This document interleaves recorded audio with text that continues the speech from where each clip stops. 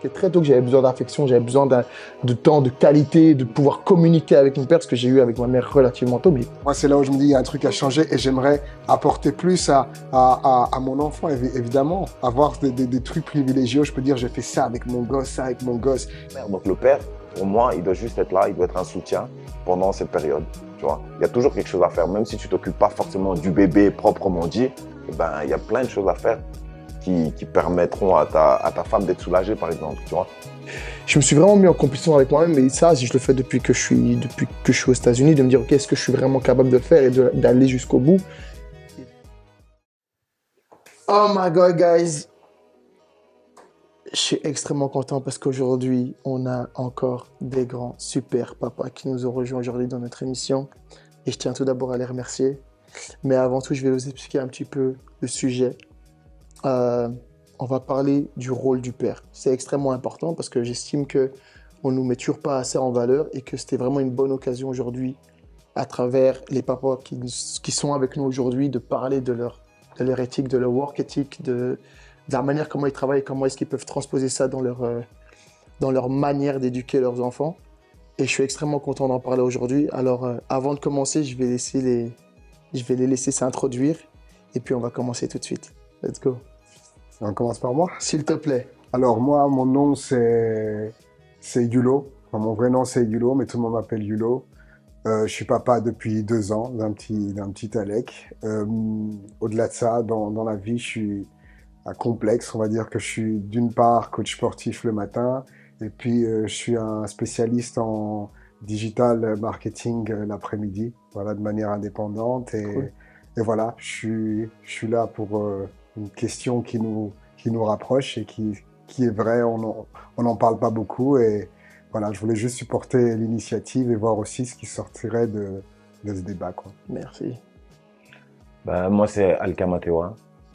Je suis boxeur professionnel et acteur, papa d'un petit garçon de 5 ans. Et j'attends un autre enfant d'ici le mois de février. Cool. Très bien. Pour moi, aujourd'hui, je voulais absolument parler du rôle du père. Et je me demandais pourquoi, d'après vous, est-ce qu'il est dévalorisé par rapport à la société? Je sais que c'est une grosse question, on rentre directement dedans, mais d'après vous, avec tout ce que vous avez vécu, est-ce que vous pensez sincèrement que c'est dévalorisé? Est-ce qu'on n'en parle pas assez? Est-ce qu'on n'est pas pris à notre juste valeur? Ouais. En fait, je dirais qu'il n'est pas dévalorisé, mais il n'est peut-être pas mis en avant. C'est-à-dire que moi, j'ai jamais entendu quelqu'un me dire « c'était trop cool d'élever mon enfant seul ». Je pense que tout le monde comprend qu'il faut 2 parents pour pouvoir donner assez d'énergie à un enfant. Et moi, je vois vraiment qu'un enfant, c'est lui donner de l'énergie. On essaye de lui transmettre quelque chose, et parfois, on est fatigué. On se rend compte que quand on est seul, on n'arrive pas à lui donner assez de bonne qualité parce qu'on n'est pas rechargé. Et là, je pense que le père a une valeur, la mère a une valeur. Et les deux ensemble, bah, je pense qu'on a plus de chances de donner quelque chose à l'enfant.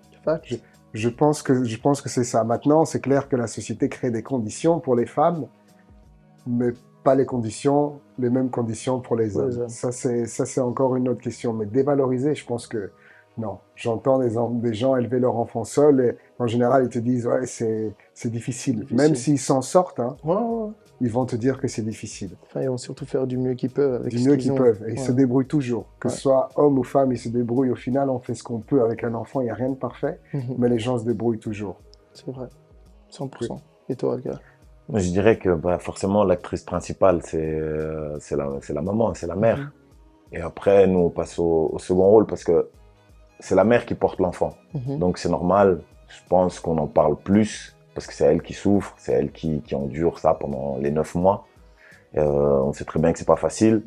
Et nous, on nous met souvent de côté parce qu'on se dit, bah, c'est pas lui qui porte l'enfant, donc lui, là, il travaille, il fait sa vie, et c'est moi qui souffre, tu vois.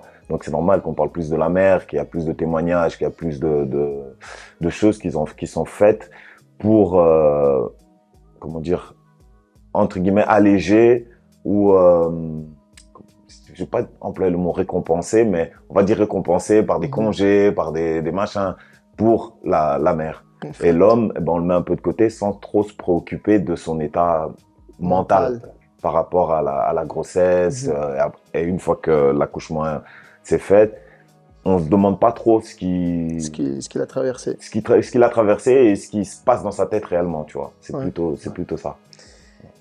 Est-ce que c'est juste, d'après vous? Parce que sincèrement, moi, si vous avez dit deux points extrêmement importants, que c'est vrai que bon, peut-être que c'est pas dévalorisé, mais bon, peut-être que c'est pas mis assez en avant. Mais c'est vraiment pas évident parce que j'essaie de réfléchir en même temps que vous et je me dis, est-ce que c'est vraiment juste? Parce qu'il y a tellement de papas qui subissent le daddy blues, qui savent pas justement où se mettre, ils savent pas du tout comment se positionner. Et en se disant, bon, j'essaye de faire du mieux que je peux, mais j'ai pas vraiment de réponse, j'ai pas vraiment de guidance, entre guillemets. Est-ce que c'est juste d'après vous? C'est pas question de juste ou pas juste. Moi, je trouve que voilà, c'est la femme qui subit. Tu vois? C'est la femme qui subit, c'est la femme qui porte cette grossesse. C'est elle qui accouche. La douleur de l'accouchement, on pourra essayer de se mettre à la place de la femme, machin, tout ce que tu veux, on n'y arrivera jamais. On pourra pas parce que c'est pas quelque chose qu'un homme vit. Après, qu'il y ait des marches à suivre ou des techniques ou des émissions, des livres, des machins qui parlent des techniques à aborder pour les pères, je trouve pas que c'est... Allez, chaque expérience est différente. J'ai mon expérience à moi par rapport à la grossesse, par rapport à l'accouchement, par rapport à ma vie de père. C'est pas la même que la tienne, tu vois. Donc oui, c'est cool de lire, par exemple, si j'avais lu son histoire avant la mienne, enfin avant que je sois père, ok, ça m'aurait donné quelques idées, quelques machins, quelques techniques, quelques trucs. Mais je pense que être père, c'est quelque chose, c'est du freestyle. Pour moi, c'est du freestyle. Tu vois, tu peux pas apprendre à devenir père. Tu le deviens au moment où tu as un enfant, c'est là que tu deviens père et c'est là que tu dois faire preuve de créativité, d'intelligence, de jugeote, de plein de choses en fait, tu vois. Son histoire, si je la lis et que je l'apprends par cœur, ça ne fait pas de moi un père. Fact. Tu vois, c'est être père si je l'apprends sur le tas. J'apprends à changer des couches. Je les scotche mal parce que voilà, j'en ai jamais changé, on va dire. La deuxième fois, la troisième fois, je vais m'améliorer. J'apprends à faire des biberons, j'apprends à donner les biberons. Tout ça, tu l'apprends, tu vois. Tu comprends, tu commences à reconnaître les pleurs de ton enfant. Tout ça, tu l'apprends sur le tas. Tu vois, c'est pas quelque chose je pense pas que c'est quelque chose qu'on sait apprendre. Donc, c'est vrai. Mais tu vois, je suis tout à fait d'accord avec lui, c'est qu'on peut pas apprendre, il n'y a pas de bon modèle. Et on se rend compte aussi que quand on parle des grossesses ou de la manière dont les femmes l'ont vécu, l'accouchement, la manière dont elles l'ont vécu, l'enfant, quand il arrive, c'est toujours différent. L'histoire est complètement différente. Donc, dans ce rapport-là, la transition peut être smooth, tranquille, ou plus complexe au niveau de la personne. Et puis, ça réside aussi dans le fait de où tu te situes au niveau de ta vie, toi, en tant que personne, quand ton enfant arrive. Ça joue aussi énormément quand l'enfant arrive. Maintenant, le truc qu'on n'a peut-être pas forcément, nous, chez les hommes, c'est la phase pour digérer. C'est-à-dire que tu peux peut-être juste avoir, comme Alka disait, c'est que je suis tout à fait d'accord, c'est que la femme subit beaucoup de changements et c'est pour ça qu'il y a toutes ces choses autour d'elle. Et puis quand on voit que l'enfant arrive à la base, moi j'ai essayé d'être proche de mon enfant, mais il voulait sa mère. Donc tu vois qu'il y a vraiment quelque chose de très proche. Mais malgré tout, nous on a une transition aussi, c'est-à-dire que l'enfant arrive et dans notre transition, on devrait avoir le temps, non pas de supporter l'enfant, mais de supporter la mère et de nous comprendre ce qui se passe. Mais en général, il n'y a pas de temps a servi à l'homme pour ce changement-là. Il n'y a pas ce temps de transition. La femme, on lui donne un temps de transition qui déjà est court. Il y a des pays où ils le font mieux. Mais ici, le temps, il est court. Mais nous, de notre côté, la transition, c'est comme si c'est vrai, on n'a pas eu de changement physique, mais mentalement, il y a quand même un changement. Et normalement, tu dois avoir le temps non seulement de processer ce changement, mais toi, c'est pas le support de ton enfant. Je le répète, moi, c'est plutôt le support de ta femme, parce qu'au départ, l'enfant veut sa mère. C'est bizarre, hein. C'est vraiment bizarre. Et ça, c'est quelque chose où on n'a pas le temps. Enfin, c'est vraiment...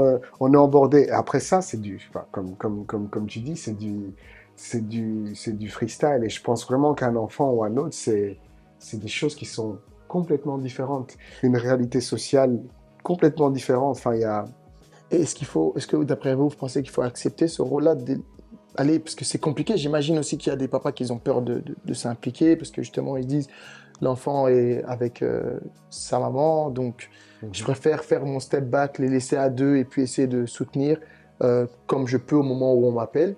Mais j'imagine qu'il y a des papas où ça a dû les blesser d'essayer de faire un step en avant, essayer de faire un maximum, mais justement de voir que l'enfant est un nouveau-né et de se dire, écoute, il doit rester 24/7 avec son gosse, ça doit piquer à certains moments.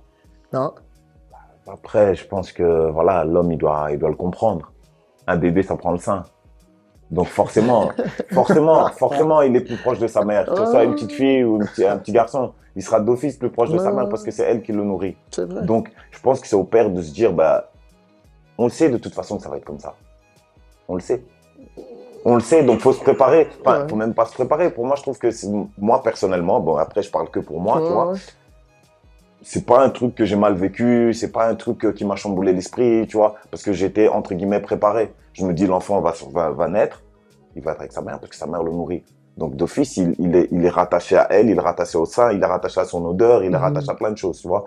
Et il vient de sortir de son ventre aussi, il est resté là pendant 9 mois. Et il en sort et ben forcément il est attiré par les corps qu'il a vu. Voilà, par tout ce qu'il a vu, tout ce qu'il a ressenti, tout ce qu'il a entendu, il est attiré par la mère. Donc le père, pour moi, il doit juste être là, il doit être un soutien pendant cette période, tu vois. Il y a toujours quelque chose à faire, même si tu t'occupes pas forcément du bébé proprement dit, eh ben, il y a plein de choses à faire qui permettront à ta femme d'être soulagée, par exemple. Déjà, tu vois.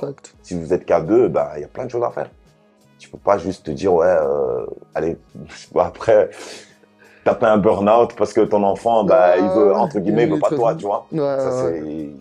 Mais est-ce que vous pensez que nos pères avaient compris ça directement et que nous, on n'a pas plus de mal, mais que, tu vois, on vit dans une nouvelle société? Est-ce que vous pensez que nos pères, c'était différent et ils avaient compris leur rôle de père beaucoup plus tôt, plus rapidement? C'était une société, moi je crois que c'est une société qui était aussi différente, c'est-à-dire que le rôle de père, ils ne savaient pas. Je pense qu'on ne sait pas ce que c'est le rôle de père avant de le vivre, mais c'était une société fonctionnelle à l'époque.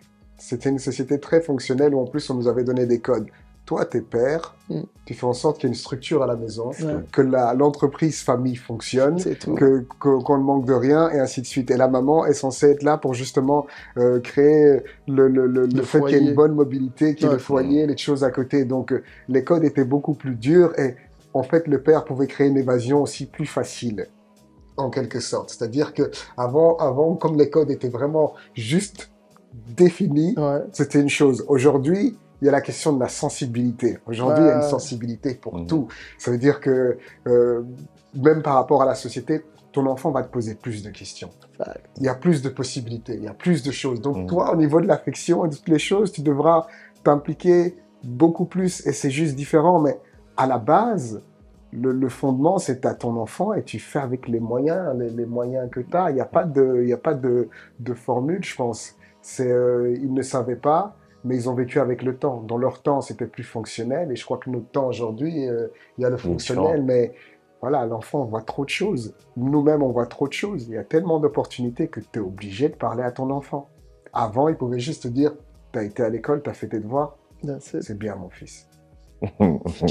Aujourd'hui, il va te parler de plein de choses. Ouais, j'ai vu le boxeur là, j'ai vu le truc. Et papa, un enfant, l'autre jour, j'étais avec un enfant qui était avec nous en vacances en Espagne. Il a dit, pourquoi on ne vit pas en Espagne? Là-bas, il y a le soleil. Et tu sais que les gens ne vont pas juste en Espagne que pour les vacances. On pourrait vivre là-bas. L'enfant te pose des questions. Il avait quel âge, cet enfant? Cet enfant a 4 ans.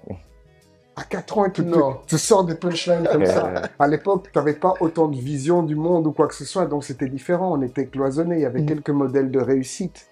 Tu as fait du droit, tu as étudié, machin chose. Mais dès que tu as accompli certains trucs, c'est les seules choses que tu voyais. La télé était canalisée, tout était canalisé. Aujourd'hui, le monde, ton gosse va te poser des questions. Ta sensibilité va être touchée. Je crois que... Mais c'est aussi, tu vois, à l'époque, comme tu dis, ben voilà, nos parents, nos pères, c'était je ramène à manger, je leur fournis un toit, et c'est bon. C'est bon, ils vivent, ils mangent, ils sont en bonne santé. Et ben voilà, lui il travaille, et puis il fait ses choses à côté, et il travaille, c'est tout. Je pense qu'il après, je parle pas au nom de tous les pères, tu vois. Moi, je parle de ce que moi je connais, ce que moi j'ai vécu, tu vois. Moi, mon père, voilà, il était présent, il nous a donné ce qu'il fallait donner. On a eu à manger, on avait de quoi se vêtir, on avait un toit. Et voilà, comme tu disais, c'était ouais, ramène ton bulletin, c'est tout. Il y a des rouges, problème. Il y a du bleu partout, ça va, tu vois. Et c'était comme ça. Aujourd'hui, nous, du fait qu'on a vécu ça et qu'on a grandi différemment d'eux, eh ben, on a envie de donner autre chose à nos enfants, tu vois. En tout cas, moi, c'est ma manière d'être et de faire. J'ai envie de donner autre chose. Parce que moi, j'ai eu une éducation difficile, dure, Ouais. très, très dure, basée que sur la discipline, machin, tout ça. Et ben, c'est pas forcément ce que j'ai envie pour mon fils, tu vois. Mais quand tu vois le résultat justement qui est sorti de ça, parce que vous êtes des athlètes, vous êtes des sportifs, vous voyez que grâce à la discipline et la rigueur, vous obtenez du résultat. Est-ce que c'est pas aussi un peu pareil par rapport à ça et d'avoir justement un rôle de père en sachant que grâce à vos corps et à votre éthique, justement, vous voyez un résultat grâce à vos efforts? Est-ce que c'est pas aussi la direction dans laquelle aller en impliquant aussi la sensibilisation ou la sensibilité plutôt, de parler avec votre enfant, de savoir ce qu'il ressent, mais le résultat sera totalement différent. Moi, je le vois, par exemple, et je suis pas le plus gros athlète du monde entier, mais je sais que j'ai mes rigueurs par rapport à certains boulots, je sais que je dois arriver à l'heure dans certains trucs, et pour moi, c'est quelque chose que j'essaie d'éduquer, de montrer aussi à mon enfant comme ça, elle peut le voir, comprendre que voilà, si tu fais ça, tu peux arriver ça. Mais si je fais quelque chose et que voilà, parce que c'est un peu trop dur, je le fais pas, ou je laisse tomber, ou je termine pas, ou quoi que ce soit, elle va aussi le voir, et pour moi, c'est directement aller dans le mur. Mais tu dois pas, en fait, il faut pas remplacer. Moi, par exemple, je veux dire, l'autorité ou montrer la discipline et toutes ces choses-là, elles restent. C'est-à-dire qu'il parlait d'une éducation dure de son côté. Alka, moi, j'avais un père, ou que certains pourraient dire autoritaire, il n'était pas autoritaire, c'est-à-dire qu'il a mis un cadre et il faisait en sorte que si jamais on voulait réaliser quelque chose, il allait tout faire pour t'aider dans cette direction. Mais c'était plus quelque chose où son devoir à lui, c'était de faire en sorte de te donner toutes les cartes pour que tu puisses s'en sortir s'il n'est pas là. C'est ça le rôle, le rôle que mes parents ont eu. C'est-à-dire que notre rôle, c'est de faire en sorte que si on n'est pas là, c'est marrant que ces cartes échangées avec le temps. Tu as la carte. Ouais, et moi, c'est quelque chose qu'ils l'ont verbalisé. Ils m'ont dit, si je ne suis pas là, fiston, je veux que tu puisses t'en sortir. Et ça, c'est ce qu'ils voulaient. Mais au-delà de ça, c'est là où tu te rends compte que chaque enfant est différent, parce qu'ici, on parle souvent de société, on parle de général. Moi, j'ai un frère, un grand frère, j'ai une petite sœur, et puis il y a moi au milieu. Le même discours donné aux 3 enfants n'a pas perçu complètement différemment. Ouais. Différemment. Pourquoi, par exemple, moi, j'étais un enfant c'était facile d'assimiler. J'avais pas vraiment de difficultés dans ce que je faisais. Donc, fondamentalement, je disais que j'étais l'enfant non éduqué. C'est-à-dire qu'il fallait pas vraiment être derrière moi. En général, ça fonctionnait. Et quand tu as quelqu'un qui te met un cadre et qui te dit, si tu fais ça, tu as droit à ça. Si tu fais ci, tu as droit à ça. Ça fonctionne super bien. Et tu comprends même tout l'amour, parce que dès que tu fais quelque chose ou que tu as besoin de quelque chose, il va te dire, ouais, fiston, mon fils, c'est Bill Gates parce qu'il touchait un PC. Tu lui as demandé un PC, il est là, il te survalorise. Mais quand tu as un peu de difficulté, par exemple, moi j'ai un frère qui lui est socialement super fort. C'est un gars, le jour où on lui a donné une caméra à la main, il a redécouvert la vie. Mais tu voulais le mettre dans une classe ou un truc du style, le gars était incapable de faire des études normales ou ainsi de suite. Il n'y arrivait pas. Le jour où il a compris la force derrière un truc, il s'est épanoui. Et lui, derrière les parents, il se disait, mais les parents, c'est juste la structure. Ils sont là tout le temps en train de dire étudier. Mais j'avais un père qui, à un moment, il a dit, je vais faire du sport. Il l'a mis dans l'école de sport. Il a dit, oui, je vais faire l'école de devoirs. Il l'a mis à l'école des devoirs. Il a dit, je vais faire ceci. Il l'a mis là-bas. En fait, il a vu que la structure dure, mais il n'a pas vu qu'il y avait quelqu'un qui était en train de le pousser dans toutes les choses qu'il a demandé. Parce qu'il n'a pas verbalisé le simple fait de dire, je t'aime mon fils, ou voilà, je suis là, etc. Il ne le disait pas. Mais dans certains gestes, il le montrait. C'est là où l'affection, je pense que l'autorité et certains cadres, je vais le garder, mais tu dois quand même dire certains mots et les verbaliser pour que l'enfant, parfois, se sente bien. Et ça, c'est un truc qui, chez nous, Africains, ben voilà, moi, je parle d'Africains avant tout, c'est que chez nous, dire « je t'aime », moi, il a fallu un cadre vraiment difficile pour arriver au terme « je t'aime ». J'ai attendu 22 ans et c'est quand mon père allait partir vers l'autre monde. Parce que là, il y avait une urgence et je me suis dit, si je ne le dis pas, c'est déconné. Est-ce que tu as attendu qu'il te le dise ou c'est toi qui as dû le dire? C'est moi qui ai dû le dire. Mais lui, pour moi, il l'a montré toute sa vie. Mais je l'ai senti. Les autres, est-ce que mon frère et ma sœur l'ont senti de la même manière? Question Pas mark. forcément, tu vois ce que je veux dire. Mais moi, j'ai senti qu'à ce moment-là, il y avait une urgence. Et c'est là, avec ma mère et tout le reste, on a commencé à se dire, je t'aime.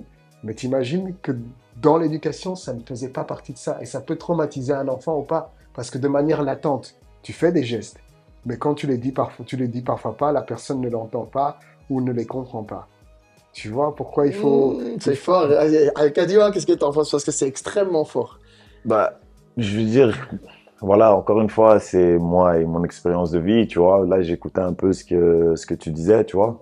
Et on n'a pas du tout eu le même style de vie, tu vois. C'est que moi, j'ai grandi, enfin, j'ai eu un père, bien sûr, mais notre vie était assez tourmentée, tu vois. On a beaucoup bougé. Je suis né au Congo, j'ai vécu en France, en Allemagne, puis en Belgique et tout ça. Et tout ça, c'était sans mon père, en fait, tu vois. Sans ton papa. Sans mon père. Donc, mon père et moi, la relation, c'était quand j'étais petit. Donc, je m'en souviens pas, en fait. Je me souviens pas trop de...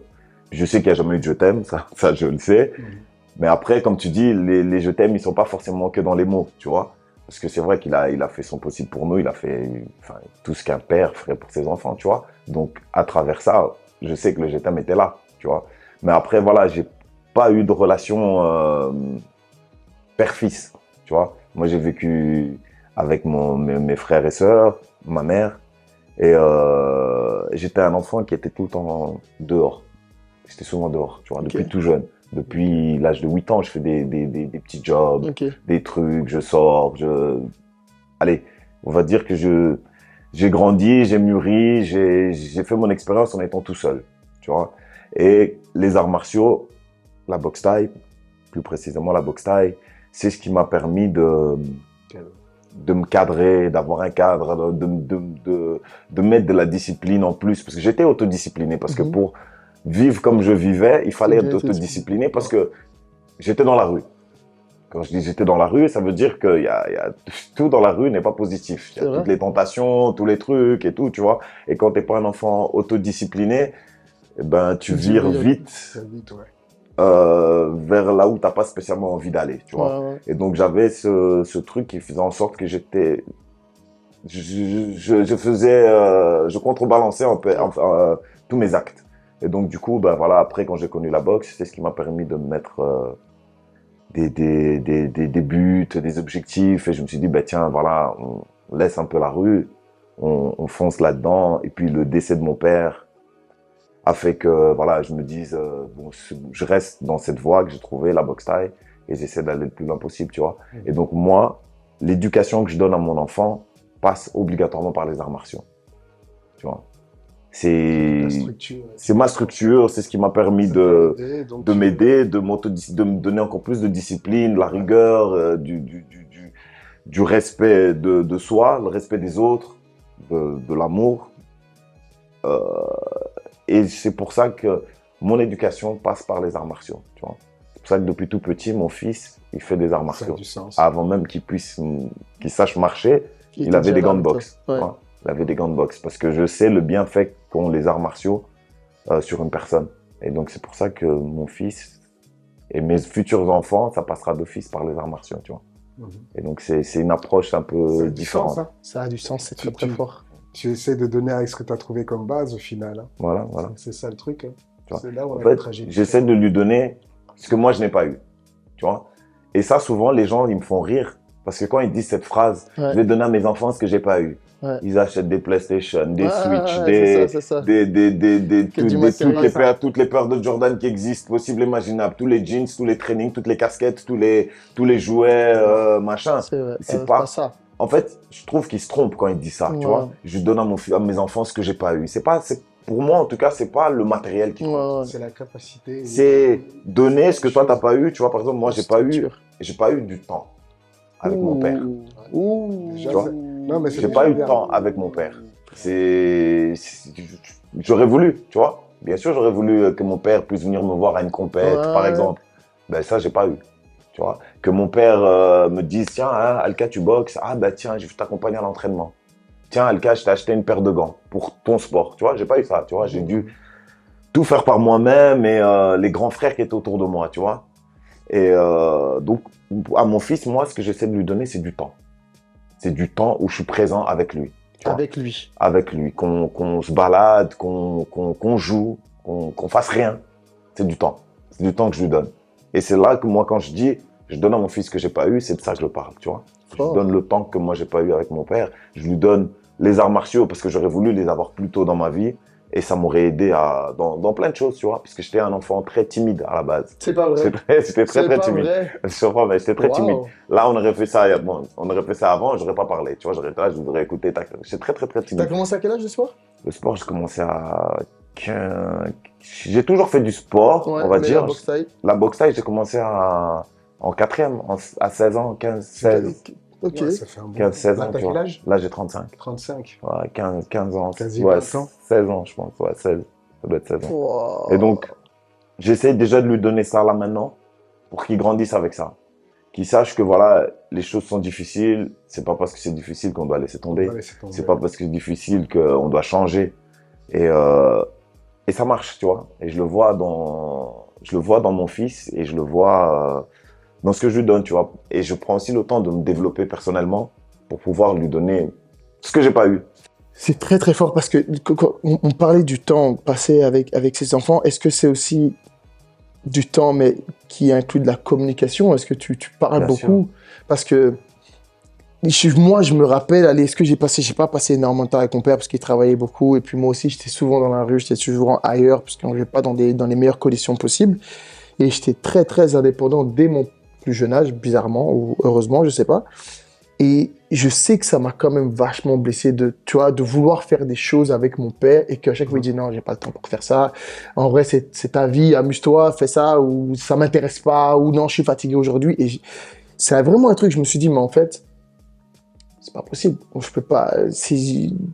On peut pas être dans la bonne direction si je te demande justement un truc, parce que j'ai remarqué très tôt que j'avais besoin d'affection, j'avais besoin de temps, de qualité, de pouvoir communiquer avec mon père, ce que j'ai eu avec ma mère relativement tôt, mais avec mon père, je trouvais pas ce temps-là et il voulait pas me le donner non plus. Donc c'est ça que j'essaie de mettre en place justement avec ma fille où elle peut me parler, je lui donne le temps de me parler, on fait des trucs à deux, même si c'est juste une balade de 1 heure et je la laisse marcher, tu me parles, tu me dis ci, ça, on dit bonjour aux gens.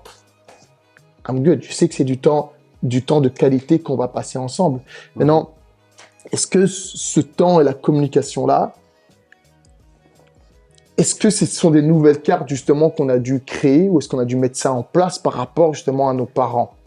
Je pense on le sent. Enfin, c'est plutôt comme tu dis, encore une fois, c'est le rapport que tu as eu. Par exemple, moi c'est bizarre, c'est que quand je regarde mon père, je dirais pas qu'il ne m'accordait pas de temps, mais il fournissait ce qu'il avait connu.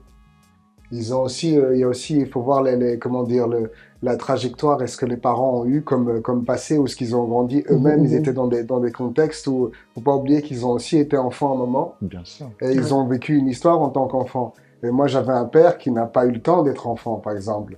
Donc, pour lui, donner ce qu'il fallait à ses enfants, c'est de leur donner justement le confort, mais aussi leur montrer qu'ils pouvaient aussi excéder ce qu'il était et pouvaient aller plus loin. Donc, le simple fait où il te laissait faire des choses que tu aimais bien, par exemple, moi, le basket, j'adorais ça, pareil. Pour que je puisse jouer au basket. Ou si jamais un jour, je te dis, j'ai toujours été IT dès le départ, je sais pas pourquoi j'avais une curiosité. S'il devait se creuser les poches pour que j'ai un PC, me laisser toucher, s'il me voyait là-dedans, pour lui, il avait déjà accompli cette dimension où il te donnait cette possibilité et de là, tu pouvais t'épanouir, aller plus loin. Maintenant, c'était pas normal dans sa tête de se dire, tiens, on va aller jouer au foot avec mon père n'a jamais poussé un ballon dans ma direction, je sais même pas ce que ça veut dire. Tu vois, quand on dit que les Africains sont sportifs, moi, je suis angolais, je sais pas d'où les Africains sont sportifs. Ils ont pas le temps pour ça. Ils ont juste pas le temps parce qu'ils sont dans le hustle pour survivre. Donc, tous ces trucs de temps qualitatif, même se poser ou aller faire des vacances, je disais, c'est marrant, j'ai pas appris à être posé. Parce que tu mets, moi, ma sœur sur une plage, et on est là, on se regarde, on dit, mais qu'est-ce qu'on fait là? Parce que jeune, il n'y avait pas ces espèces de moments où on se pose juste en famille, et on peut relaxer, chiller, regarder le ciel, etc. Et c'est quelque chose, effectivement, je me rends compte de ça. Quand je vois autour de moi et je regarde les autres quand ils sont dans la même situation, ou parfois comment ils interagissent avec un parent ou quoi, je me dis, il y a un truc à changer.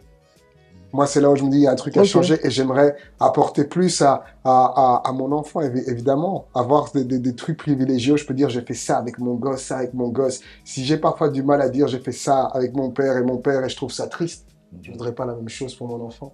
Ben, bien sûr. C'est ça le point. Parce qu'au final, voilà, les moments créés un jour dans la vie, c'est de raconter ce que tu as fait derrière toi. Ouais. Et si tu sais pas raconter des points ponctuels ou des délires ponctuels que tu as eu avec quelqu'un, est-ce que cette personne a vraiment compté ou est-ce qu'elle était vraiment là? De toute façon, les enfants, par exemple, là, tu parles d'adultes, c'est vrai. De toute façon, on se souvient que des moments qu'on a vécus. Ouais. On se souvient pas de ce qu'on a reçu comme cadeau, comme machin, truc. Et les enfants, c'est la même chose. Ils se souviennent pas du jouet que tu lui as acheté pour son anniversaire. Il peut être énorme, grand comme tu veux. Il va pas s'en souvenir. C'est vrai. Mais il va se souvenir que, ah, tu te souviens quand on jouait et tout, t'as glissé. Moi, c'est le genre de truc Ouais. que mon fils, il se souvient. Ouais, Ah, papa, tu te souviens quand on a été faire de la patinoire? T'es tombé comme ça, et il m'imite. Ouais. Et pourtant, ça date, tu vois. C'est beaucoup plus important On sent ça que ça que tous les jouets que je lui ai achetés. D'ailleurs, j'achète Les- pas de jouets. Comme ça, c'est Ouais, clair. les jouets, c'est bidon. Ok. J'achète pas de jouets. Donc, on joue, il joue avec des cuillères, il joue avec des bâtons, mais il joue pas avec des jouets. Ok. De toute façon, les gosses, ils s'en foutent. Bon, là, il commence sa petite période Marvel et Ouais. compagnie. J'ai pas le choix. J'ai pas le choix parce que les Ça autres, va. ils vont avoir, Ça va arriver. tu vois, les autres, ils ont des figurines. C'est et ça. lui, il dit, ouais, j'ai des bâtons à la maison, tu vois. Ça fait un Là, il peu. va se faire passer pour le papa radin. Voilà. Mais voilà, mais ce qu'on doit retenir de ça, c'est que c'est super important de passer du vrai temps avec ses enfants, tu vois. Et c'est le plus important. Quand je dis temps, c'est global, tu vois. C'est le temps de communiquer, de parler, d'écouter. Ouais. Simplement écouter, tu vois. Parce que parler, c'est bien, mais parfois, il faut juste l'écouter. Il a des choses à dire, il a des choses à exprimer, bah, c'est important de juste écouter, tu vois. C'est extrêmement fort parce que je me dis, est-ce que alors, y a-t-il un rôle bien spécifique pour le père et y a-t-il un rôle bien spécifique pour la mère ou est-ce que c'est vraiment complémentaire? C'est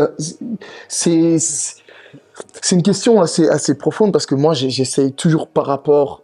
Il y a deux choses. D'abord, je me dis qu'on n'est que le produit de notre environnement. Donc, en vrai, on est né dans l'environnement dans lequel nous sommes aujourd'hui. Nos parents ont fait du mieux qu'ils peuvent. On a vu ce qu'ils ont fait. On doit prendre ça et puis remixer à notre sauce et donner ce qu'on peut donner. Maintenant, j'ai tellement vu deux mondes séparés entre mon père et ma mère que je me dis, est-ce que ça veut dire qu'il y a un rôle spécifique pour le père et il y a un rôle spécifique pour la mère? Moi, je pense pas. Non? Moi, perso, je pense pas. Je pense que les deux sont là et ils veillent au bien-être de l'enfant, tu vois. Et les deux sont là pour donner la meilleure éducation à l'enfant. Les deux sont là pour s'assurer que leur enfant ait un avenir, tu vois. Et il n'y a pas de, comme certains, c'était le papa strict qui vient punir c'est ça. et la le maman chill ou douce qui fait tout. Mais comment ils font les familles monoparentales alors? C'est ça la question. Donc, ils doivent avoir, je pense, le père et la mère doivent avoir deux casquettes. En tout cas, moi, j'ai deux casquettes. Moi, je suis assez militaire, assez strict et tout ça. Des bâtons. Mais, quand il faut, bah, je suis câlin, je rigole, je me roule par terre avec mon enfant, tu vois. Il faut savoir faire les deux, il faut savoir faire la part des choses. Et ça, en tant que père et en tant que mère. Tu dois avoir les deux casquettes. Je déteste les parents qui disent attends, quand ton papa va rentrer, il va te punir. Bah, ça veut dire que tu n'as pas d'autorité, tu sais rien dire, tu sais rien faire, tu vois. Ça, c'est bizarre. Fort. Tu vois, je suis d'accord et je pense que au final, nous, le rôle des parents aussi, c'est de créer des nuances. C'est-à-dire que les deux sont tout aussi importants l'un que l'autre. Maintenant, toi-même, tu as des qualités parfois qui, dans un point, sont plus exacerbées que chez l'autre. Tu as une passion plus exacerbée que chez l'autre. Et ça permet justement d'utiliser toutes les cartes qu'on a et les fournir à un enfant. Ça veut dire que la sensibilité est une chose. Comme il dit, voilà, il faut avoir les deux casquettes. Moi, j'ai eu une éducation assez droite. Je suis aussi très, très militaire, comme il dit. Mais à côté de ça, je donne de l'amour. Mais moi, quand je donne de l'amour, c'est comme s'il y avait un chrono. Hein. Mon fils, je sais lui donner jusqu'à 1h30 d'attention. On a joué, on a bougé, etc. On a fait plein de trucs. Il y a un moment, je dois me recharger. Ouais, mais ça, c'est tout le monde. Non, mais c'est là où mais ça, c'est tout le monde. C'est là où tu as l'importance de la deuxième personne et aussi ce Ouais, truc ouais, mais bon, voilà, mais de ça, rotation d'énergie parce que je me rends compte que ce que je suis en train de faire là, je t'aime mon fils, machin chose, etc. Moi-même, ne l'ayant pas forcément vécu, c'est un truc, c'est nouveau pour moi. Et parfois, j'ai l'impression d'avoir tellement donné. Je suis vidé et je le vois encore en train de bouger là. Si j'avais pas mon backup, j'avais pas ma femme ou quelqu'un pour regérer et aussi m'aider dans ce truc d'énergie où je me recharge pour lui donner, c'est un problème. Et c'est ça le truc pour moi. Le rôle de chacun est super important parce qu'on a une masse d'énergie qui est beaucoup plus grande à donner à l'enfant. Tout seul, qu'est-ce qui est difficile, je pense, d'élever un enfant tout seul, c'est que l'enfant est une réalité, mais tu es une réalité. Si toi-même, tu n'arrives pas à te recharger, comment tu fais pour donner de l'énergie à ton enfant? Comment tu fais? Au plus on est, au mieux c'est. Au mieux c'est. À l'époque, en Afrique, on disait que c'est tout un village qui éduquait un enfant. Hein. Mais c'est une réalité. Ici, tu regardes ma mère qui me disait, fais les enfants, elle voit la réalité maintenant. Ici, elle me disait, mais en fait, c'est vrai qu'il y avait ta grand-mère qui était machin chose. Moi, je suis à Dragon Boss. La famille, elle est loin de Dragon Boss. C'est complexe et puis on n'est pas beaucoup. Et le fait d'avoir une deuxième personne qui va donner de l'énergie, ça toi t'as rechargé quand tu reviens avec ton enfant, ben, évidemment que tu vas te rouler encore plus par terre parce que tu as eu le temps de te recharger. Mais quand tu n'as pas ça et que tu es tout seul, c'est compliqué. Le fait d'avoir une personne en plus qui est déjà ton conjoint, ta femme, et en plus d'avoir un cercle à côté, bah, l'enfant, normalement, a plus de chances d'eux. Je dis pas que tout le monde a un bon environnement ou une bonne famille où tout le monde est de bons parents. Mais normalement, toute chose étant normale, ça permet d'avoir une meilleure éducation pour l'enfant parce qu'il a plus d'énergie à recevoir des autres. Et c'est ça, un enfant, c'est l'énergie à donner. Si tu donnes de l'énergie, tu donnes de la mauvaise énergie ou toi, t'es pas bien, ça va pas aller.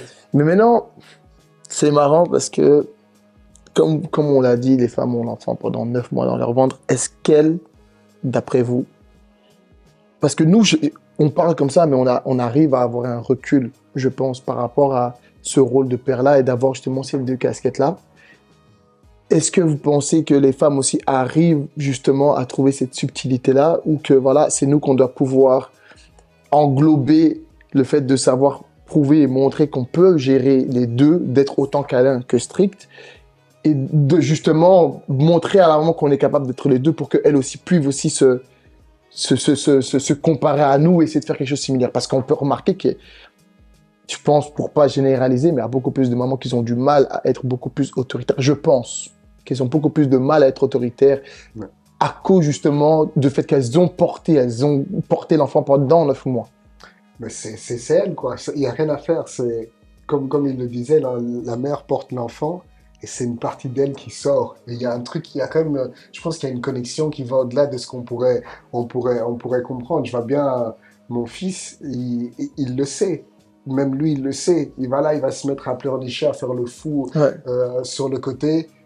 Quand il est avec sa mère, il me voit arriver, je fais « Fiston, qu'est-ce que tu fais? Arrête ton histoire. » Il me regarde en coin et il part. C'est que naturellement, il y a une connexion avec la mère qui fait qu'il va avoir une certaine proximité et l'autorité. Elle va avoir une autorité, mais il y a un truc affectif qui va un peu plus loin. Maintenant, je ne veux pas dire que tu as des degrés d'émotionnel. J'adore mon fils je suis très proche de lui. Mais je me rends compte que le rapport mère et fils, il y a un truc qui va encore plus loin. C'est sa côte en plus. Je sais pas comment expliquer ça. C'est là, je le vois. Elle dépose l'enfant chez sa grand-mère pour dormir le soir. Elle me dit, pourquoi j'ai fait ça? En fait, il aurait pu rester à la maison. Je fais, chérie, en fait, tu l'as déposé hier à 6 heures. Là, on est le matin, il est genre 9-10 heures. En fait, ça fait que 4 heures que tu l'as pas vu. tu vois ce que je veux dire? Et ça, c'est... Voilà. Maintenant, je pense que les femmes ont ça parce qu'elles ont sorti l'enfant. Mais tu peux aussi avoir des hommes super émotionnels et qui ont aussi quelque chose qui va encore plus loin au niveau exacerbé et qui vont avoir une autorité plus diluée. Ça dépend. Je pense que ça dépend du caractère de chacun. Tu vois.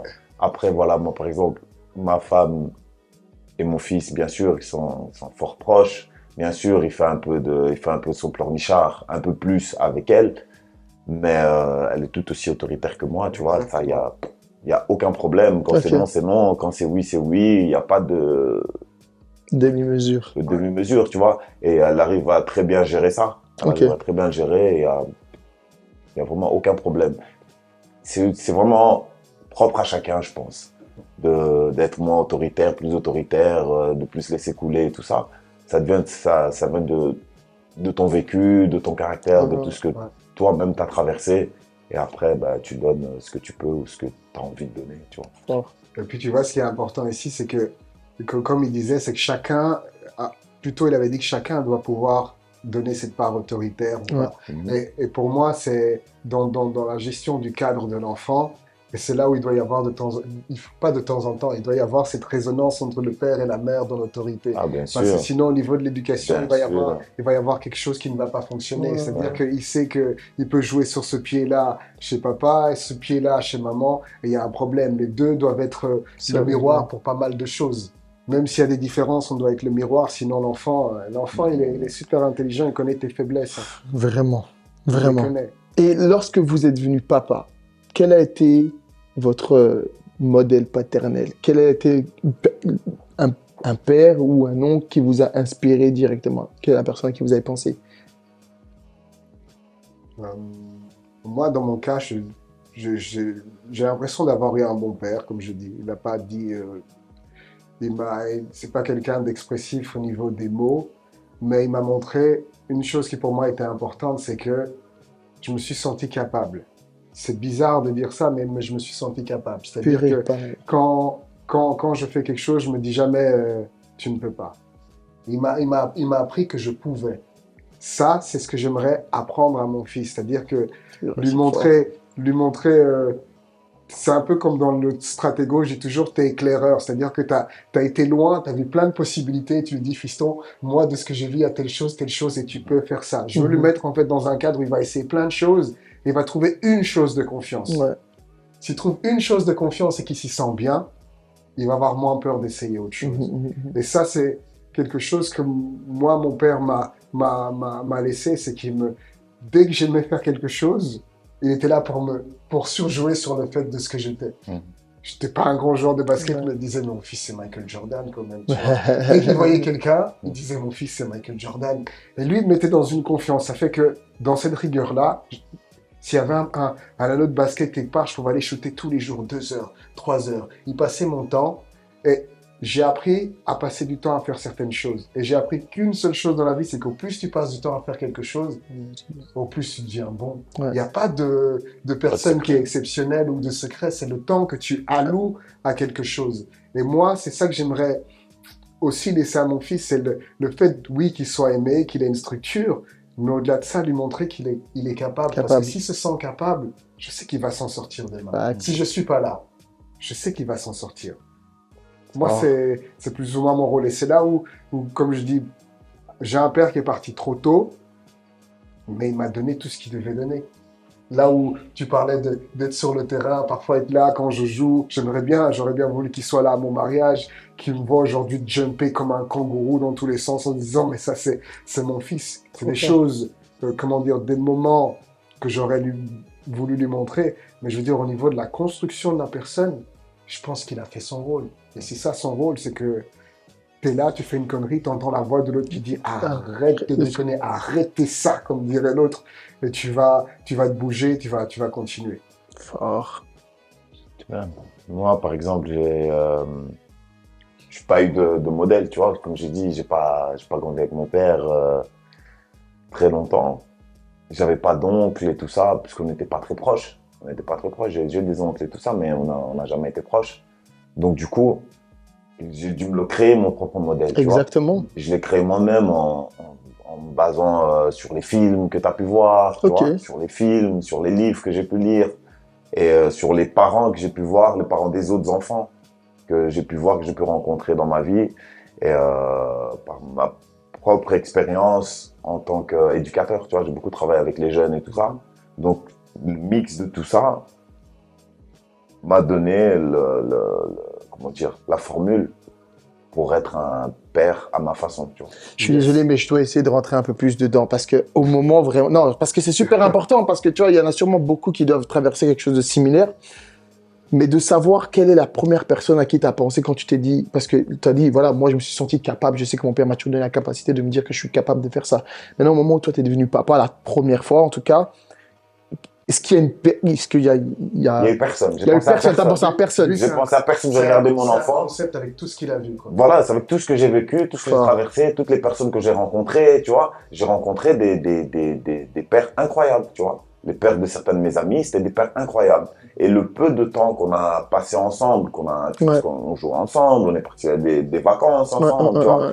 Et toutes ces choses que j'ai pu voir chez eux, elles sont restées dans ma tête. Parce que j'aurais voulu que moi, mon père, par exemple, comme j'ai dit, qui vienne m'accompagner à un combat de boxe, boxe en, je sais pas, en Turquie, qui se disent, tu sais quoi, je prends congé, on va ensemble, qui m'épaulent et qui sont avec moi, tu vois. Mais j'ai vu des pères le faire avec des amis à moi, tu vois. Et donc, ces choses-là, ça reste dans ma tête. Et je me dis, tiens, ça c'est bien, ça c'est bien. Non, ça c'est moins bien. Ça c'est pas bien, là ils se comportent mal. Des enfants, des potes à moi qui se comportaient mal avec leurs parents. Et des parents qui se comportaient mal avec leurs enfants, tu vois. C'est le mix de tout ça. Et les feuilletons, les séries, les machins, les livres que tu peux lire. Et le mix de tout ça a donné, je pense, le père que je suis aujourd'hui, tu vois. C'est à la base de tout ça, tu dis, voilà, je veux reproduire ça parce que ça c'était bien, je veux pas reproduire ça parce que ça, j'ai vu le gosse, c'était mon pote, j'ai vu comment il était traumatisé par son père ou sa mère, parce qu'il vivait, tu vois. Et je vais essayer de pas reproduire ça pour mon fils, et puis tu te construis en fait. Comme je dis, c'est du freestyle. T'es là, t'es avec ton fils, tu sais, tu connais le bien, tu connais le mal, tu sais ce qui est bien, tu vois. Donc par rapport à ça, t'essayes de donner ou de pas donner. À ton enfant, tu vois. Et puis un jour, son fils lui dira, j'aimerais être comme papa. J'aimerais le modèle, ce sera peut-être lui. Peut-être qu'il dira ça. Peut-être qu'il dira ça. C'est ça. C'est fort parce que par rapport à moi et par rapport à ma fille, s'il y a bien un truc que j'aimerais bien quand même laisser, c'est avoir ce goût-là du risque. Parce que moi, tout ce que j'ai connu dans ma vie, c'était la peur. Tu vois, les parents, ils m'ont toujours dit, écoute, ok, sois dehors, mais tu fais attention à l'école et un bon comportement. Quand il y a la police, tu réponds pas à la police. Donc, on a toujours créé, ils ont toujours créé ce climat de peur où on devait vraiment rester entre les lignes. Si on dépassait, tu vois, t'as peur d'avoir le résultat. Et donc, c'est justement en prenant un risque dans ma vie, en allant aux États-Unis, alors que j'étais qu'un enfant, j'avais 20 ans, je viens de terminer l'école, je vais à New York, je suis en mode, il n'y a plus les parents, je dois apprendre à me débrouiller tout seul, et de voir en fait qu'à chaque fois que tu prends un risque, quoi qu'il arrive, tu dois quand même continuer à avoir quelque chose, parce que tu veux un truc de positif à la fin. Donc tu dois quand même continuer. Et s'il y a bien une chose que j'ai envie, c'est bien de faire comprendre à ma fille et à mes enfants que faites, n'ayez pas peur de faire, et quoi qu'il arrive, il y aura quand même le résultat. Qu'il soit pas que vous l'ayez voulu ou pas un autre résultat, le principal, c'est que vous faites jusqu'au bout et que vous voyez quel est le résultat final, quoi. Et pour moi, je me suis vraiment beaucoup battu avec moi parce que j'ai jamais vu un modèle autour de moi qui a fait énormément de choses. Mon père, c'était beaucoup, ok, boulot. Je commençais le boulot à 3h du matin, et puis je rentre à la maison à 5h30, et puis je commence mon autre boulot à 7h30 jusqu'à je sais pas quoi. Donc, c'était ça, c'est la vie de mes parents, ils avaient vraiment leur rythmique à eux, quoi. Mais j'ai jamais vu mon père qui s'est dit, ok, tu commences quelque chose, ok, tu le termines, mais tu dois prendre le goût, tu dois vraiment comprendre que tu vas prendre le risque d'aller jusqu'au bout des choses. Ouais, mais ça, tu vois, c'est pas toujours qu'ils doivent te le dire. Ouais, mais si. C'est que tu le montres. Moi, par exemple, mon fils, il me suit aux entraînements, tu vois. Et il voit que quand c'est difficile, j'en peux plus. Je dis, putain, je suis mort, mais je continue. Tu continues. Tu vois. C'est pas une leçon que je lui ai dit, tu sais, hein, quand tu t'en peux plus, il faut toujours y aller. Mais il le voit. Il le voit à chaque fois. Il me le dit. Il dit, mais pourquoi t'arrêtes pas? T'es fatigué. Pourquoi tu le fais quand même? T'es fatigué. Pourquoi tu le fais? C'est lourd. Tu l'as porté. Pourquoi tu portes? C'est trop lourd pour toi. Il le voit, il voit que tu fais. Et lui aussi, dans sa tête, il se dit, c'est dur, mais je vais quand même. C'est dur, j'y vais quand même. Et là, je le vois avec mon fils. Parce que, comme j'ai dit, depuis qu'il sait marcher, on est dans la salle avant même qu'il sache marcher, on était dans la salle de sport. Donc, c'est des choses qu'il voyait. Que tu avais l'impression qu'il comprend pas, qu'il n'entend pas, mais il voit, il entend, il enregistre. Tu vois. Et donc, moi, par exemple, maintenant, je vois quand je fais du sport avec mon fils, quand je lui fais faire des trucs et tout, il est fatigué parce que je le vois, je le sens. Mais il a ce truc où il se dit, Non, Je j'arrête rentre pas. pas. Je continue. J'arrête pas, tu vois. Et ça, c'est des trucs qu'il a vus, que j'ai pas dû lui donner un cours sur ça, tu vois. C'est des choses qu'on voit, les enfants, ils voient, ils enregistrent, tu vois. Mais tu as de la chance, tu vois. Dans ton cas, tu as de la chance où tu as une passion forte. Et quand on a une passion forte sur quelque chose, on le fait tous les jours, quel que soit le temps, et ainsi de suite. Et pour moi, c'est un message fort pour un enfant parce qu'il se dit quoi qu'il arrive, la personne, elle est là. Elle fait son travail, elle a la rigueur. Ouais. Et c'est ce qui lui permet d'être ce qu'elle est. Donc, le montrer, c'est toujours la meilleure formule. Et parfois, c'est vrai qu'on manque de role model, surtout dans la communauté africaine, à part les rappeurs et les basketteurs qu'on a vus. On n'a pas vraiment cette espèce d'éventail où naturellement, tu vois toutes les possibilités. Quand on est blanc, c'est bizarre, hein, mais naturellement, tu as des exemples de réussite. Ouais. Tu t'en rends pas compte. Mais le simple fait d'avoir vu ces exemples de réussite, tu dis, ah, dans la vie, je peux réaliser ceci ou je peux réaliser cela. Nous, de notre côté, honnêtement, il y a des moments où on te dit, oui, tu as toutes les chances que tu veux en Belgique et tout ce que tu veux. Et au moment où tu vas devoir citer des exemples, eh ben, t'es perdu. Si t'as pas quelqu'un dans la famille, un cousin, un tonton ou quelqu'un, justement, dont tu parlais, qui a fait quelque chose, et toi, naturellement, tu te dis, ah, lui, il a fait, moi, je peux le faire et je lui ressemble, t'es parfois perdu. Ouais. Et donc, on a cet impératif, moi, je pense, nous, en tant que parents, c'est de justement montrer qu'il y a certaines choses qu'on fait de manière constante, quoi qu'il arrive, à notre échelle, pour que l'enfant le sente. Et c'est là où j'espère être un modèle pour lui, s'il n'a pas les modèles à l'extérieur. Parce que c'est très important d'apprendre la distance à un enfant. C'est la distance et aussi de faire quelque chose assez longtemps. Et peu importe quel soit son héritage social, économique ou quoi que ce soit, au plus il fait quelque chose, au plus il aura des chances de réussir. Et toute personne qui arrive le plus haut possible, c'est pas une question de seulement d'argent. Tous les gars qui sont dans les trucs les plus hauts, quand tu écoutes leur histoire, ils étaient le plus bas possible. Mais c'est des gars qui ont fait des choses contre toute attente. Contre toute attente, on leur disait que c'était pas possible, mais il l'a fait tellement longtemps qu'il est devenu bon. Moi, je préfère toujours miser sur quelqu'un qui est acharné que quelqu'un qui a juste le talent. C'est vrai. C'est bizarre à dire, hein, parce qu'à un moment, il y a un moment, ils vont se retrouver au même endroit. L'autre qui est acharné ne se rend même pas compte de niveau qu'il a. Il va vouloir continuer. La détermination. Et c'est la distance. Et la distance, c'est pas quelque chose de facile à apprendre. Tout le monde te dit que c'est impossible de faire les choses, mais personne n'a essayé. Ouais. C'est ça qui est vraiment génial dans le monde où on est. Ils te disent tous que c'est compliqué, mais ils n'ont pas essayé. Ouais. Tu deviens musclé parce que tu vas à la salle de sport. Il y a des gars, ils sont là, c'est quoi ton secret? Non, ils aiment bien dire, toi, t'es noir, c'est dans les gènes. C'est les gènes. C'est la réponse de toujours, ouais, mais c'est parce que t'es noir. Oh. Et moi, je réponds la même chose constamment. Je suis là, j'ai eu des potes, tu vois, honnêtement, ils m'ont dit, mais Julien, on ne comprend pas, tu continues à te transformer, on voit que tu es plus explosif, t'es machin chose. Je fais, j'ai été à la salle. Qu'est-ce que tu veux que je te raconte de plus?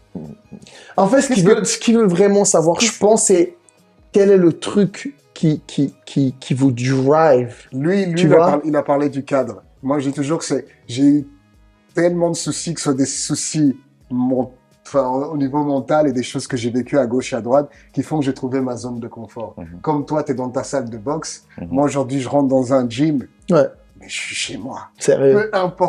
Peu importe qui est là, je peux te dire que je suis chez moi. Et quand je vais là, c'est pas une question d'avoir un bon corps. C'est une question de j'ai une mauvaise énergie, je la déverse. Tu fais juste attention à ta respiration et à toutes les choses et ainsi de suite. Et c'est ça la qualité du sport, c'est je vais là-bas, mon énergie négative, elle est enlevée, le positif et toutes les bonnes choses viennent. Et quand je sors de ce cadre-là, j'ai plus d'aisance à gérer le reste. C'est bizarre à dire. Et les gens... D'où l'importance du sport. D'où l'importance du sport. Et les gens ne comprennent pas ça. Le sport, c'est toujours, oui, physique. Moi, je connais des gens qui, physiquement, ils ressemblent à rien. Mais va courir avec lui. Tu sais pas courir avec lui. Non. Tu sais pas courir avec lui. Les gens sont tellement dans le physique qu'ils oublient toutes les bonnes choses. La posture. Si toi, tu parais bien, tu es dans la rue, les gens ont tendance à te dire, hey, t'as l'air bien. Et moi, dans la tête, je me dis, ils savent même pas ce que je suis en train de traverser. Mais pour eux, t'as l'air bien. Pour eux, t'as l'air bien. Et ce truc-là d'avoir une rigueur dans certaines choses, etc., voilà, moi, c'est ce que je veux, pareil, transmettre à mon enfant. Il sera un Avenger s'il continue. S'il continue, il va y être. S'il s'arrête en cours de route, il va toujours me dire que c'est difficile, etc. Et ça, c'est quelque chose, il faudra une obligation pour certaines choses. Ouais. Tu as des trucs, je vais lui dire, fiston, que t'aimes ou que t'aimes pas, je veux que tu le fasses jusqu'à la fin. On va pas s'inscrire là, là, là, Il là, fait- là, là, là, là et là. Ça, il y a une chose, je t'en demande une, Qui commence, tu termines. jusqu'à la fin. Mhm. Parce qu'on n'apprend pas à faire les choses jusqu'à la fin. Mm. Et c'est là la plus grosse difficulté des gens, vu qu'ils n'ont jamais réalisé quelque chose jusqu'à la fin, ils se disent que c'est impossible d'arriver à la fin. C'est une des raisons pour laquelle j'ai continué la boxe jusqu'à la fin. Parce que comme je dis tout à l'heure, j'ai toujours été dans le sport. Ouais. Je fais du basket, je fais du foot, j'ai fait du ping-pong, j'ai fait de l'athlétisme. Ouais, vous rigolez, mais... Let's go! Let's go! Mais Mais non, aujourd'hui, c'est ça qu'on a aidé. J'étais très fort dans le Let's go. tennis de table. Quand je vivais en Allemagne, j'étais très fort. J'étais dans les journaux et tout Non, sérieux? Je m'attendais pas au de ma ville. ping-pong. Ouais, j'étais très, Très, très, très fort, fort. au ping-pong. Mais comme tu dis, on nous a pas appris à aller jusqu'au bout. Moi, ma mère, on est venu la trouver, ma mère. Ma mère, il y a des agents qui sont venus la trouver pour l'athlétisme et tout. Vos fils, parce que j'ai mon grand frère aussi, vos fils, ils sont très bien dans le sport, machin, mettez-le dans une école sportive. Vu l'éducation qu'elle a reçue, réussir dans la vie, c'est avoir un diplôme et machin. Ouais. Elle disait non au sport, tu vois. Elle a dit non. Qui sait, peut-être aujourd'hui, je serai à côté de Usain Bolt. Tu sais pas! Tu vois. Tu sais pas! Je sais pas, tu vois. Bref, mais tout ça pour dire que j'ai fait plein de trucs, plein de sports, mais je suis jamais allé au bout, tu vois. Et quand j'ai commencé la boxe et que mon père était décédé, et là, je me suis dit, bah, tu sais quoi, pour ce sport, je l'aime bien, Je continue. je vais continuer. Ouais. Et ça va être tous les jours, je m'entraîne, bah, t'apprends à donner des gauches. La boxe, c'est répétitif. Ouais. J'ai commencé, j'apprenais à faire gauche-droite. Aujourd'hui, 20 ans après, je fais gauche-droite. Mm. La même chose, c'est répétitif, tu travailles. Et là, je me suis dit, bah, la boxe, je vais essayer d'être champion de Belgique, Benelux, champion du monde et machin. Et je vais voir jusqu'où je pourrais aller, tu vois. Aller jusqu'au bout. Et voilà, c'est ce que j'ai fait, tu vois. Et c'est pour ça que c'est très, très, très important ce que tu dis, le fait de la distance. Tu vois, commencer à aller jusqu'au bout. C'est très, très, très important, tu vois. Merci.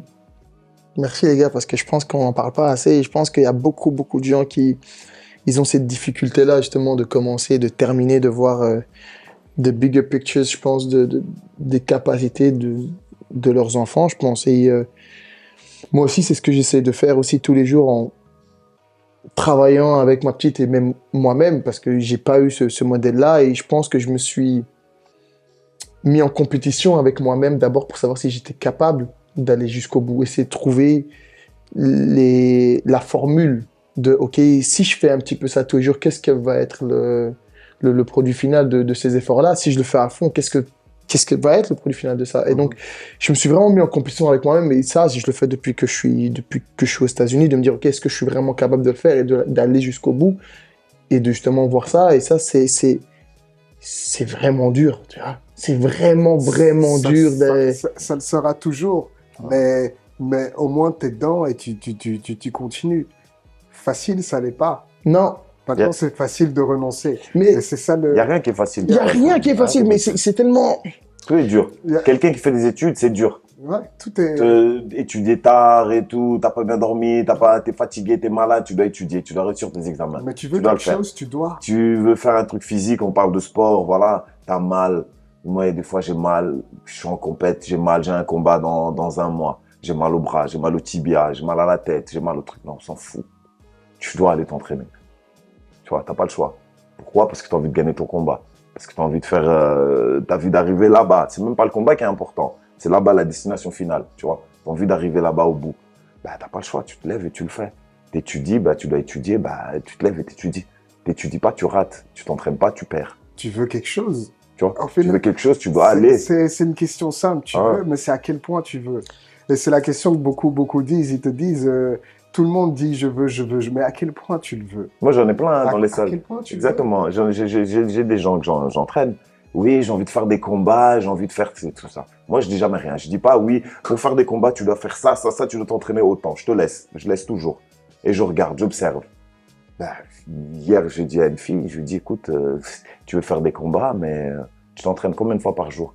Oui, je viens aux entraînements à la salle. Ok, ça fait deux fois sur la semaine. Et Tu vas pas tenir. tu vas jamais tenir. tu vas jamais y arriver, Ouais. tu vas jamais évoluer. Parce que si tu te contentes de ce que tu fais ici à la salle, c'est pas assez. Tu vois. C'est la dalle qui conditionne tout. Hein. C'est la fin à quel point tu À veux. quel point tu veux. Ah, tu veux, tu et vois. ça, le pied, c'est aussi une encore une fois, c'est là où ça va être dur aussi, c'est que je pense que chacun a une fin différente. Moi, tu peux me donner ton steak et puis au final, je suis pas rassasié ou ça m'intéresse pas. Chacun a une fin différente et c'est ça la difficulté dans la vie, c'est de trouver le point pour lequel tu peux rester dans une pièce, tu manges pas, tu vois personne et tu te dis, je suis toujours bien. C'est bizarre à dire, hein, mais tout le monde pourrait trouver ce pied-là. Il y a des trucs où tu te sens, tu es dans une zone et tu pourrais le faire des heures et des heures et des heures. Si un jour tu détectes ça chez ton enfant ou chez quelqu'un, tu dois lui dire, continue là-dedans, il y a quelque chose à faire. Et c'est pour ça que je parle, même chose, je parle de mon grand frère. Honnêtement, je dis merci pour ce qui lui est arrivé. Je te dis, une société où il a du mal à s'intégrer, il trouve un appareil photo, il se met là-dedans, c'est un gars qui a une proximité dingue avec les gens. Et lui, quand il prend une photo, bah, il arrive à sortir l'âme des gens, comme je dis. Et il a trouvé son métier. Et là, il s'est gagné sa vie. C'est bizarre, hein, mais il a fallu trouver cette espèce de point qui fait que lui, si tu lui dis, on fait de la photo aujourd'hui, oui, la photo demain, oui, la photo après-demain, oui, la photo machin chose, on va manger un truc, il a son appareil photo. Tu vois, c'est devenu quelque chose tellement proche de lui et naturel c'est pas possible qu'il le lâche. Il y a des nouveaux appareils qui vont sortir, il va devenir fou. Et ainsi de suite. Mais c'est vrai. Et la difficulté là, c'est de... Nous, on a l'obligation de trouver un point que l'enfant doit absolument faire pour qu'il comprenne, mais c'est aussi de le regarder attentivement, je pense, pour voir quels sont les trucs qu'il fait, et là où il oublie le temps. Où il oublie le temps. Et il oublie le temps. C'est fort. Et là, il joue son truc. Moi, pour l'instant, je suis un fan de musique. J'ai toujours composé, mais mon fils m'a pas vu. Parce que j'ai pas eu le temps. J'étais dans plein d'autres choses. Mon fils, littéralement, son délire, c'est la musique. Je sais pas d'où c'est. Il y a eu une transmission génétique bizarre ou je sais pas comment. Le matin, il se réveille, guitare. Il prend la guitare, il est là en train de faire un mouvement correct comme s'il savait jouer, mais il joue rien. Tu vois, il voit des batteries, il va taper sur tous les trucs, il tape, il est déjà dans le rythme, il tape sur le verre, il tape sur les cuillères. Il avait même pas encore 2 ans. J'ai regardé ça, je me suis dit, bon... faut pousser. Il y a quelque chose à pousser et je sais que je dois le mettre dans un cadre où au moins ce truc qui paraît être une passion, il aille dedans. Par contre, le sport, j'ai essayé, je mets une balle devant lui, je mets un truc, il s'en fout. Royalement. Tu lui mets un vélo, on était au parc avec lui, 10 secondes, il se met sur son vélo, puis il voit un pigeon, il voit un truc, il va voir le pigeon, il te laisse le vélo, il s'en fout. Il est parti, ouais. Tu vois? Donc là, pour l'instant, le signe qu'il me montre, c'est la musique. N'oublie pas de me mettre un peu dedans et je vais essayer. Pas que je renonce au reste, mais j'essaie de regarder un peu les signes. Mais il a que 2 ans, voilà. C'est évolutif, on verra. C'est très très fort. C'est fort parce qu'on se rend pas toujours compte de ça et je pense que c'est vraiment important de le dire, surtout pour tous ces papas-là. Et je sais pas si c'est grâce ou à cause de là d'où on vient qu'on est devenu des papas comme ça, nos expériences sûrement que si, mais c'est tellement dur et on se rend pas compte. En plus, tu vois, vous êtes là et c'est tellement dur de faire quelque chose, d'aller jusqu'au bout et de trouver justement que ce soit la passion ou la fin ou la question que moi j'aime bien me poser, c'est qu'est-ce que je veux en fait pour mon enfant, qu'est-ce que je veux pour nous en fait, et qu'est-ce que tu dois faire pour arriver jusque là où tu veux vraiment aller, ou quelle clé t'aimerais donner, quelle carte t'aimerais donner à ton enfant pour qu'elle puisse aller là où elle a envie d'aller en fait, tout simplement. Et tu te rends compte qu'en fait malheureusement tout passe par le travail. Tout passe par l'envie d'y aller, de trouver un but ou une direction, une voie, quoi que... Mais il faut le faire jusqu'au bout, quoi. Et ça, c'est chaud. Donc, ma dernière question va être, si vous avez un conseil à des papas qui vont devenir papas très bientôt, futurs papas, qu'est-ce qu'il est?